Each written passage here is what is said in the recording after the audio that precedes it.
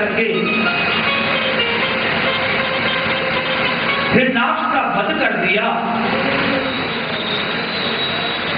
तो अपने भाई की मृत्यु इस प्रकार से देख करके हिरण्यकशिपु को क्रोध आया और उसने संकल्प किया कि मैं इस छलिया विष्णु को अपने हाथों से मारूंगा।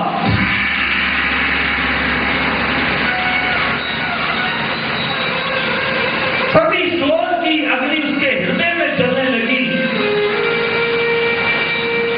भगवान विष्णु को मारने के लिए दृढ़ प्रतिज्ञा होकर के उसने मंदराचल पर्वत पर जाकर के तपस्या प्रारंभ कर दी।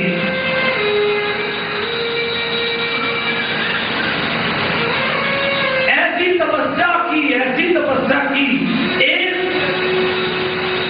जो पैर का अंगूठा है उससे खड़े होकर के अपने दोनों हाथ ऊपर करके आकाश की ओर निगाहें लगा करके घोर तपस्या प्रारंभ कर दी।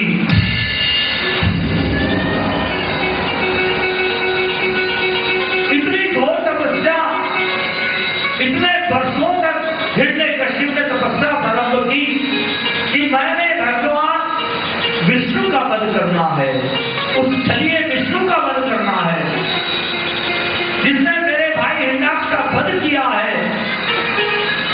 मैं उसको जीवित नहीं छोड़ूंगा। इस प्रतिशोध की अग्नि में जलते हुए हिरण्यकशिपु ने ऐसी घोर तपस्या प्रारंभ की। इतने वर्षों तक तपस्या चल रही है और सारे शरीर पर दीमक लगती जा रही है। देखिए उस समय में जो प्राण थे वो हड्डियों में प्राण थे। आज कलयुग में अन्नगत प्राण है, हम अन्न के बिना जीवित नहीं रह सकते। उस समय हड्डियों में प्राण थे। इसलिए हिरण्यकशिपु इतने वर्षों तक घोर तपस्या कर रहा है, सारे शरीर में दीमक लग गई है, हड्डियों में प्राण है, इसलिए इतने दिन तक तपस्या चल रही है, घोर तपस्या। और शरीर से ऐसा तेज निकलने लगा कि देवताओं को दाम महसूस होने लगा। सारे देवता घबरा गए,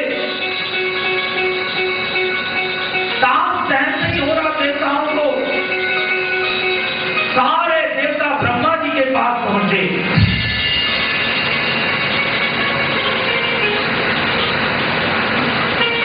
ब्रह्मा जी ने देखा कि हिरण्यकशिपु घोर तपस्या कर रहा है।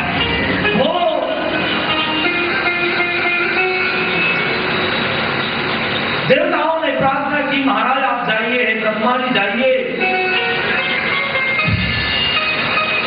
उसको रोकिए, ये अग्नि हमको सहन नहीं हो रही है, ताप हमको सहन नहीं हो रहा।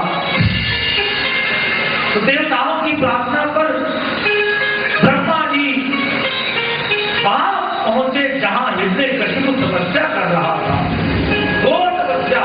जब ब्रह्मा जी वहां पे आए तो देखने लगे कहां है हिरण्यकशिपु।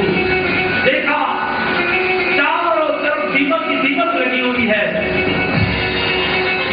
ब्रह्मा जी ने अपने कमंडलू से जल निकाला और जल निकाल करके उसके शरीर पर छिड़का, तो जो सारे शरीर में दीमक लग चुकी थी वो सारा शरीर फिर वैसा का वैसा हो गया।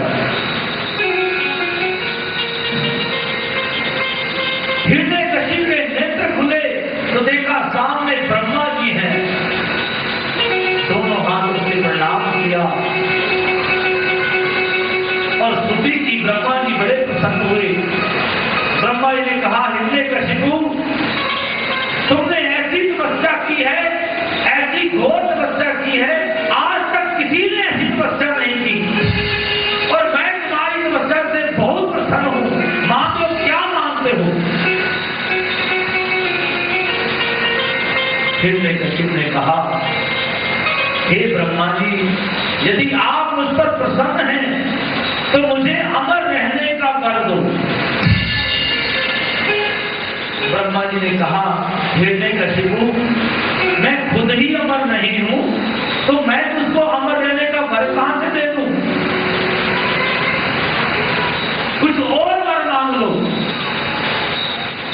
हिरण्यकशिप ने ऐसा दिमाग लगाया, ऐसा दिमाग लगाया, घुमा फिरा करके एक तरह से अमर रहने का वर मांगा। क्या कहा है ब्रह्मा जी?